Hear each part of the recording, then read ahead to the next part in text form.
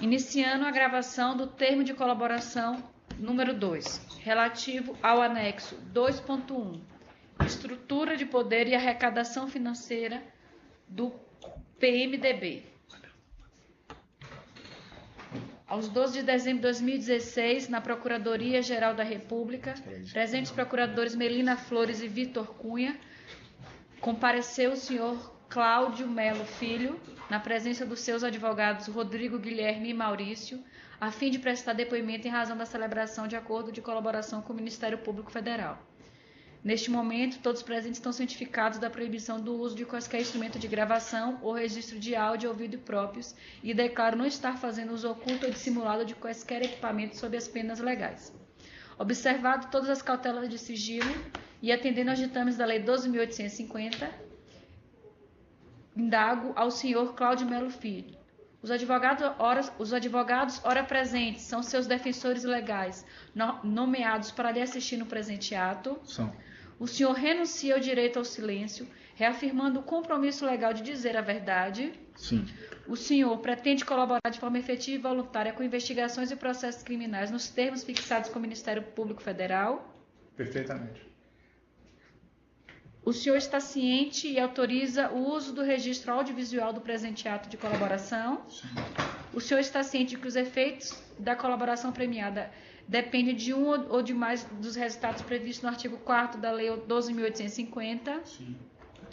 O senhor, no tocante ao anexo relativo à estrutura de poder e arrecadação financeira do PMDB, pretende responder todas as questões formuladas? Absolutamente. Iniciando as perguntas, por gentileza, nos relate essa situação da estrutura do PMDB e a questão da arrecadação financeira da sua participação como vice-presidente de Relações Institucionais do Grupo Odebrecht. Pronto. Primeiramente, se a senhora me permitir, eu queria dar uma explicação por que PMDB, por que a gente se relaciona com o PMDB. Quando eu cheguei aqui em Brasília, no final de 2004, comecei a me ambientar com as pessoas. E as pessoas, especificamente o senador Romero Jucá, era a pessoa que tinha relação com a empresa já de forma mais antiga. Então, por exemplo, eu conheci o senador Romero Jucá através do José Carvalho, que já era diretor de Relações Institucionais em Brasília há muitos anos, participando da equipe de outras pessoas que trabalhavam aqui. Então, foi ele que me apresentou ao senador Romero Jucá. Quando eu chego lá, o senador Romero Jucá fala da relação que ele tinha com a empresa, já muito antiga, de acompanhar a empresa acompanhar ele, etc. e tal. Então eu comecei a ver nele, porque não conhecia ninguém, uma porta de entrada para as discussões que nós precisaríamos fazer no Congresso Nacional.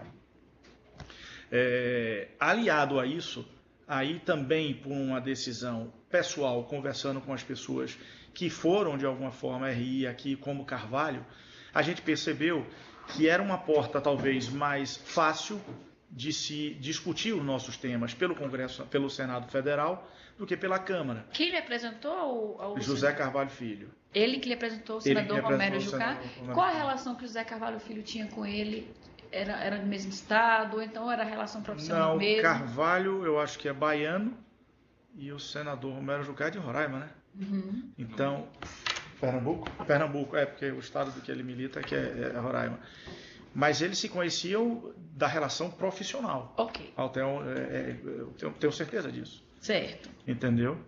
Então nós optamos essa discussão, eu percebi que a discussão pelo Senado poderia ser mais fácil, primeiro, grosseiramente, porque é menos pessoas para ter a discussão, né? São 81 e na Câmara são 500 e pouco. E segundo, porque você sairia de uma discussão da amplitude de um varejo. Se você vai discutir um projeto de lei com as entidades de classe, etc. e tal, dentro da Câmara Legislativa, você tinha que falar com comissões de 30, 40 deputados. Os Senados são menores. Segundo ponto que me levou à discussão do Senado. Por último, eu via a força, todas as pessoas viam na mídia, etc., a força do senador Romero Jucá. Ele foi líder de vários governos. Então, o líder do governo discute, tem protagonismo nessa discussão junto ao Poder Executivo e essa coisa toda. Então, isso fez com que eu começasse a ver nele a porta de entrada de melhor defesa dos nossos interesses. Aliado a isso, pessoalmente, acredito que o senador Romero Jucá é muito qualificado tecnicamente. Ele é um cara que discute economia de forma muito tranquila, muito eficaz. A prova disso é que ele chegou a ser ministro do Planejamento e outros ministros aí que disparam. Então, essa foi por isso que nos direcionamos para a discussão mais focada no senador Romero Jucá. A partir daí, é claro, a gente começa a ver maior efetividade dele. Eu começo a perceber que ele é muito simpático aos temas da gente, ele já tinha relacionamento com a empresa, então facilitava a discussão. Carvalho conhecia ele, então a gente levava nossos temas e via que ele dava encaminhamento de forma muito clara a esses temas. E isso se seguia de uma maneira normal, sem nenhum percalço, até os acontecimentos das medidas provisórias, onde de forma efetiva nós discutimos todos os temas, e num determinado momento ele me faz um pedido, Cláudio, eu gostaria efetivamente de contar com uma discussão melhor de vocês, uma simpatia melhor da empresa em relação a isso. A gente vai olhar item por item, mas se não me falha a memória, foi no PRS 72, foi o primeiro tema. Depois a gente olha pela data cronológica dos 3 assuntos que envolvem o senador Romero Jucá. E efetivamente a gente pode dizer o seguinte, você só ajuda uma pessoa desta forma que ele está pedindo, quer dizer, não é uma forma normal, eu vou lhe ajudar em campanha pura e simplesmente. Quando você passa a discutir valores maiores, pagamentos financeiros maiores, entendeu? Você tem que entender a razão, né? Então, se ele, vamos dizer assim, se resolve o seu assunto, a empresa vai tomar um tipo de decisão. Se não resolve o seu assunto, ela vai tomar outro tipo de decisão. Neste caso efetivo, o senador Romero Jucá resolveu aquilo que se propôs a ajudar. Que caso específico? Esse que eu comentei, o PRS 72, a medida provisória 613... 2012. 2010. Não, o PRS 72 ele começa em 2010, mas ele se resolve em 2012. Você falou resolveu no passado, então esse ano aí foi o ano de 2012, né? Ele já tinha resolvido, é isso? Ao longo de 2010, toda essa discussão, a medida provisória vem discutida no Congresso e se realiza em 12. Em 2012. E quando é que se deu essa conversa? Dessa solicitação? Que ele Depois fez? do assunto. Em 2012, então. 2012. Perdão, entendi sua pergunta. 2012. Aí depois teve a medida provisória 613. Quando o senhor conheceu o senador Romero Jucá? Deve ter sido 2005, 2006, a minha chegada aqui. Certo. A minha chegada aqui. E quando foi o primeiro pedido de contribuição financeira? A mim, relativo a isso, relacionada à PRS 72. 2012. 2012. Após a aprovação ou antes da aprovação? Após a aprovação. Certo. Ele não lembrava do êxito que teve na aprovação do projeto? Sim. Ele comentava, né? Certo. Foi aquela analogia que eu quis fazer. Se a pessoa resolve o seu assunto e lhe pede alguma coisa mais forte, entendeu? E ele resolveu, você também automaticamente vai ser mais simpático para levar esse pedido a quem de direito, entendeu? Se ele não tivesse resolvido, minha resposta automaticamente seria: sinto muito, eu não tenho como ajudar, entendeu? Então a solução foi prévia ao pedido. Sim. A solução, o assunto legislativo se resolve previamente. Ao pedido, depois à solicitação. Certo. Agora você vai apresentar isso. Acredito eu até, porque se ele faz alguma solicitação antes e não se resolve, era inócua, né? Entendeu? Você pedir depois de resolver, você se fortalece. Certo. Se você pede antes e não resolve, cai no vazio. Em relação a essa questão das contribuições da propina, quem é que o senador Romero Jucá representava dentro do Congresso? Quais eram os outros demais senadores que ele atuava como preposto? Ele, nesses assuntos que ele tratava, ele comunicava sempre que os assuntos que ele estava tratando seriam efetivamente bem trabalhados, bem tratados, bem entendidos pelo senador Renan Calheiros, entendeu? O senador falava isso com uma certa frequência. Além do senador Renan Calheiros, existia outro senador? Em um assunto específico, certo? Eu vim a saber depois, aí eu tenho que olhar qual dos 3 era, não me recordo agora, mas acho que era a medida provisória 613, mas a gente depois verifica. Ele não comentou do senador Renan Calheiros, mas não comentou de nenhum outro. Mas um fato nos levou a perceber que existia outro senador que estava de alguma forma apoiando ele, ou ele apoiando o senador, eu não sei dizer, que é o senador Eunício Oliveira. E digo isso porque a pessoa indicada pelo senador para procurar o José Carvalho para receber a contribuição alegadamente de campanha é uma pessoa que depois a gente veio saber, eu não conhecia a pessoa nem Carvalho, é uma pessoa ligada ao senador Anísio Oliveira. Ok. Eu queria que o senhor falasse agora do PMDB na Câmara dos Deputados. PMDB na Câmara dos Deputados. A Câmara, como eu disse aos senhores, eu vivi poucos momentos de discussão lá, por opção. Eu optei por conduzir no Senado. Mas é fato que eu sabia que a Câmara tinha a sua estrutura, entendeu? E parte dessa estrutura eu tinha relação. De forma clara, eu tinha relação com o Jadel Vieira Lima, que na época era deputado, com o senhor Eliseu Padilha, com o senhor Wellington Moreira Franco. Com esses três eu tinha relacionamento. E esse trio é sabido, não é Cláudio quem está dizendo, é sabido pela mídia e tal, que tem um peso, sempre teve um peso expressivo junto ao senhor Michel Temer, o presidente Michel Temer. Então, esse trio também eu sabia que se eu precisasse ter alguma discussão a nível de Congresso Nacional, eu teria neles um apoio. Qual é o trio?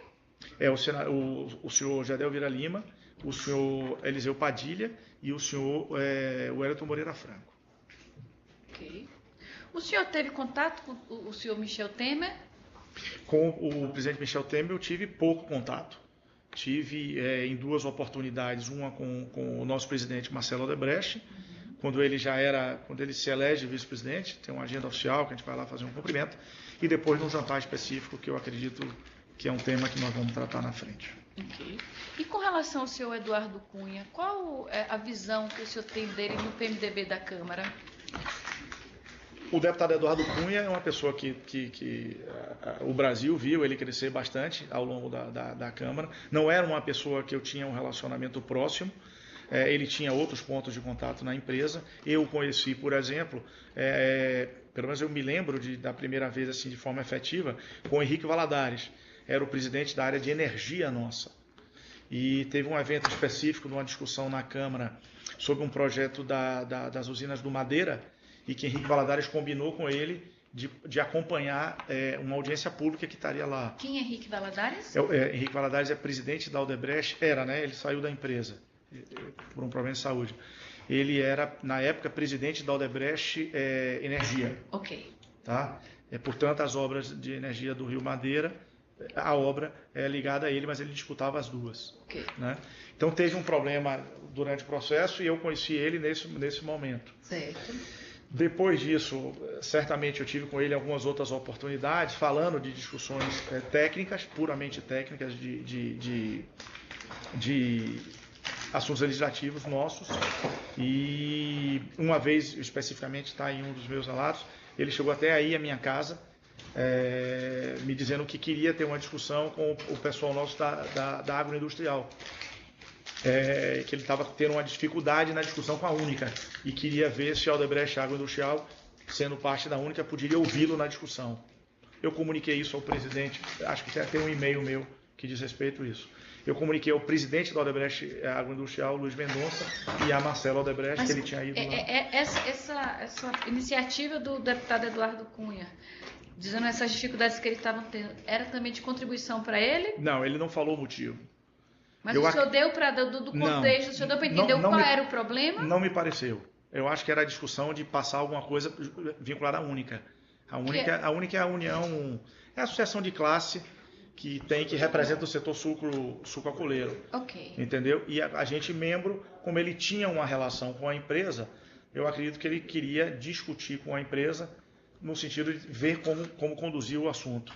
Okay. Entendeu? Mas ele não me disse exatamente o que era, mas pessoalmente não acredito que era financeiro. Ok. Na lista que foi apresentada do sistema Drauzio, que tem os codinomes de pessoas que foram beneficiárias de recursos financeiros, aparecem alguns nomes, algumas siglas, alguns apelidos, e que o senhor relata identificando quem seriam esses parlamentares que teriam esses apelidos. Perfeitamente. Era dentro da empresa, vocês sabiam o nome desses apelidos em geral? Quando você fala, por exemplo, que o senhor Romero Jucá era o Caju, tem um outro que seria Angorá, um outro que seria o Caranguejo. Como é que o senhor sabe que esses seriam essas pessoas? Quais são? Pronto. Nesses casos específicos, o Caju já era da empresa, não é um apelido que eu coloquei. Ele já tinha relacionamento prévio com a empresa. Então, internamente as pessoas já sabiam. Aqueles que, por algum motivo, fizeram esse tipo de pagamento a ele, né? Não é uma coisa que eu acho que a empresa toda sabia, entendeu? Mas, porque nesse caso específico já era antigo, a senhora perguntou do deputado Eduardo Cunha, tem pagamentos aí feitos, tem escrito assim, CP, significa, eu fui pesquisar pela empresa, é campanha, entendeu? Certo. Aí tem CP Benito Júnior, CP é campanha, e que por algum motivo nos pediram, a mim ou a José Carvalho, para fazer alguma comunicação a ele, tem lá Caranguejo, é o codinome que a empresa dava a ele, não fui eu que dei. Mas internamente o senhor sabia que o Caranguejo era ele? Sabia porque as pessoas, como eu fui pedido e demandado, eu e Carvalho, para dar uma informação a ele, a pessoa dizia qual era a informação. Entendi. Entendeu? E aí Mas com ele, Eduardo Cunha, eu não tenho nenhuma tratativa. Não, ok. E Angorá? Como é que o senhor sabia que era o Angorá? Como é que o senhor identificou no anexo quem é o... Pela mesma razão. Quando a empresa já tinha relacionamento com a empresa, quando a empresa, no meu assunto, determinou uma ajuda financeira que seria feita, deram o codinome a ele. Deram o codinome. Quem é que dava os codinomes? Olha, isso é uma pergunta que eu sou louco para descobrir. O senhor não dava o codinome? Tem uns que a gente vai falar aqui, cada um deles eu vou dizer. Esse final de semana até, inclusive, surgiu um que ficou chateado e que eu não tenho a menor culpa. É uma pessoa que era amiga da empresa muito antes de eu chegar, entendeu? Mas eu não sei precisamente. Eu acho que cada um, quando surgiu o primeiro tema da pessoa, deu esse apelido. Eu só posso imaginar isso. E qual é a motivação do codinome? Por que não botava o nome da pessoa? Era uma tentativa de encobrir o fato ilícito? Eu acredito que sim. Era uma orientação da empresa fazer isso, sem dúvida nenhuma. Orientação de quem? Porque a empresa é uma pessoa jurídica, né?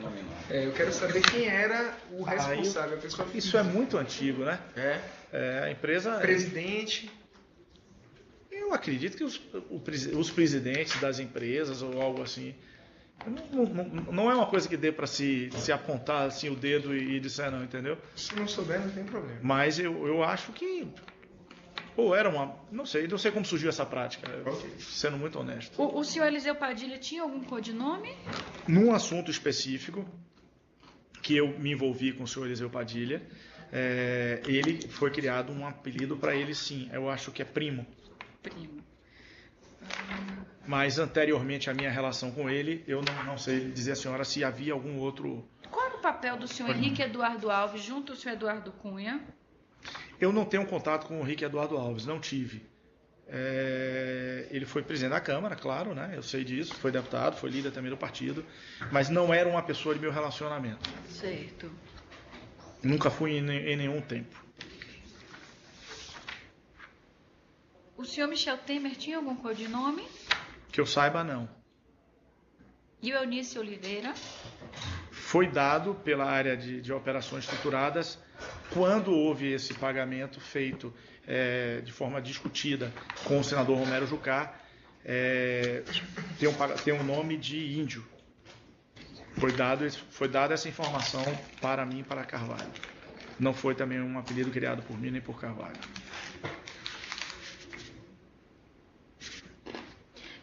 O senhor Romero Jucá, ele tinha alguma secretária que a sua secretária se reportava? Para a marcação de agendas, sim. O senhor tinha uma agenda intensa de marcação de pontos com ele? Olha, como eu disse à senhora, como ele era a porta de entrada das discussões nossas, sim, tinha uma agenda intensa, sim. Dentro daquilo que eu chamo de intensa, entendeu? Se, por exemplo, se tem um tema específico em discussão, certamente eu ia lá 1 ou 2 vezes ao longo da semana. Quando não tinha, não. E as reuniões ocorriam normalmente onde? Sempre, 100% das vezes, no gabinete dele. Okay. Quem marcava era a Diva, minha secretária. Estou tentando achar aqui tentando achar o nome dela aqui. É Cristina, né? Cristiane, perdão. Cristiane. No meu dado de colaboração, eu peguei com minha secretária o telefone, o nome dela, incluí aqui. Eu tenho uma pergunta a finalizar. Por favor. O senhor relatou na sua proposta que buscou o senador Romero Jucá por ser uma liderança no PMDB. E é óbvio que o PMDB, por conta do tamanho da bancada, era um partido cujo apoio era bastante relevante. O senhor também menciona isso. Existiam outros partidos com bancada tão grande quanto, né? O PT, por exemplo, o PSDB, eram partidos que também tinham alguma relevância no Senado. Por que razão o senhor não procurou representantes desses partidos para estabelecer esse tipo de vínculo de maior proximidade para defender os interesses da empresa? Pronto, a primeira razão que eu digo ao senhor é o seguinte: no caso do PT, eu só conhecia um senador, que era o senador Walter Pinheiro da Bahia. No caso do PSDB, eu não conhecia nenhum senador, conhecia só o que faleceu, o Sérgio Guerra. Então, Não, eu citei exemplificativamente. Não, é claro, Estou falando de todos os partidos. E eu vou chegar lá. Então, primeiro por esse ponto. Segundo, porque a empresa certamente tem os seus relacionamentos através dos seus líderes empresariais, dos seus DS com essas pessoas. Então, como eu afirmei aqui numa outra parte da nossa discussão, se eu precisasse, por algum motivo, ser recebido ou ter uma discussão com um dos senadores, fosse Pernambuco, eu procurava a pessoa de Pernambuco. Fosse de São Paulo, eu procurava a pessoa de São Paulo. Porque eu sabia que a empresa tinha esse relacionamento. Entendeu? Então, eu procurava essas pessoas para que essas pessoas me ajudassem nessa discussão. Mas a minha relação era com o senador Romero Jucá. Volto a dizer, ele era líder de governo. O líder do governo tem, se não tem todo o poder, ele tem muito poder para determinar qualquer coisa. Entendeu? Ele que faz andar, bota para andar as coisas. Porque se o governo não quiser botar para andar um projeto de lei, não há santo que faça. Ele não bota. Faz todo tipo de artifício para que isso ocorra. E assim, lutar contra o governo é muito forte. Se o governo não quer que um assunto não ande, ele não anda. Vou dar um exemplo aos senhores. A gente discute um projeto de lei sobre o projeto de lei sobre a lei de licitações. Eu acho que deve ter 20 anos, está no Congresso Nacional. A gente defendeu de todo jeito que o Brasil tivesse processo licitatório com segurança jurídica plena. O que vem a ser isso? Você ter seguro garantia, você ter performance bond, você só licitar uma obra se tivesse todos os projetos executivos prontos, para não ficar, desculpa o termo, essa bandalheira que está aí, entendeu? Tem 20 anos que a gente discute isso. Tem inclusive uma emenda do senador Dornelles que ajuda nisso daí, entendeu? Certo. A gente faz um esforço grande e não anda. Por que não anda? Talvez porque ninguém tem interesse. Então, o senhor se absteve de procurar outras lideranças de bancadas? O senhor se satisfez com o apoio de Jucá? Por aquilo que eu disse aos senhores, também outra oportunidade. Se você tem uma discussão e essa discussão vai à frente e se resolve, você segue nela de novo, você segue nela de novo, você segue nela de novo. E no caso do senador Romero Jucá, ele tinha atenção pela empresa e resolvia os assuntos. Entendeu? Então, se você está resolvendo um assunto através de uma pessoa, qual o motivo vai levar a procurar outra? Entendeu? Bem. Quanto que no todo o senador, a gente vai especificar depois, mas no quanto que o senhor foi pago ao grupo do senador Romero Jucá? Olha, primeiro a gente tem que fazer um divisor de águas aí. Tem um assunto que está na minha colaboração, que diz respeito a Henrique Valadares. Está bem claro na minha colaboração, que é um assunto da ordem de 6 milhões de reais, entendeu? Que é do assunto que Henrique Valadares tratou com o senador Romero Jucá ou com quem quer que seja. Eu não sei com que ele tratou. Ele apenas pediu a mim, a Carvalho, que comunicasse ao senador que haveria esse pagamento. Assim nós fizemos. Quanto? 6 milhões de reais. Isso diz respeito à obra de Santo Antônio, certo? E isso foi pago. Aí a gente tem um dado específico meu aqui que a gente olha isso, tá? Então, esse valor foi isso. O resto tem essa discussão das medidas provisórias e que deve ter aí somado algo em torno de, ao longo desse tempo todo, 15, 16 milhões de reais durante os períodos supostamente eleitorais. Esses valores foram o que o senhor intermediou? Foi o que eu discuti com ele, sim. Se a empresa tem outras coisas, eu não saberia. Fora esse do Henrique Valadares, eu não sei, não saberia dizer. Então é possível que ele tenha recebido maiores valores? Mais ele tem relacionamento com várias pessoas na empresa. Então, eu não posso afirmar. Esses são os valores que o senhor intermediou? Sem dúvida nenhuma. Ok. e desse conhecimento que eu tenho do assunto do Henrique Valadares, que eu não sei, mesmo no processo de colaboração, não foi procurar saber a razão. Mas o senhor sabe que foi relativo à usina? Exatamente. Porque isso foi dito pelo Henrique Valadares. Santo Antônio. A minha é o Carvalho. Ok. O senhor gostaria de fazer alguma consideração final sobre esse termo específico? Não, acho que não. Doutores, alguma consideração final? Não. Portanto, respondidas as questões formuladas, nada mais havendo a ser consignado, será agora encerrada a gravação audiovisual e, em seguida, lido e assinado o termo que também registra o presente ato.